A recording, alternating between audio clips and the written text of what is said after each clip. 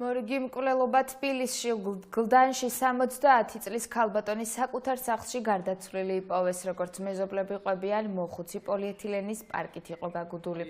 დანაშაულის ერთ-ერთ მიზეზად ძარცვა სახელდება, მომხდარზე აღძრულია სისხლის სამართლის საქმე.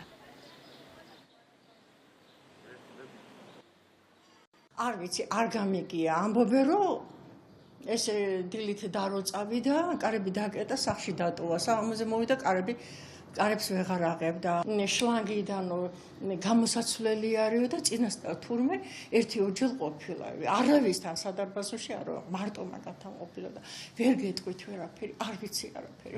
რო შევედით, რა ვიცი, შეფუთული იყო ესაც ელოფის პარკით. ეს საბნები სულ ზემოდან. ეს ქალი მისდა ამოიღო ისინი საბნები და მეუთხარი არაფერი ხელი არ დაახლო, ეს შეიძლება მოკლეს და პოლიცია რომ მოვიდეს არაფერი ზედმეტი არ იყოს.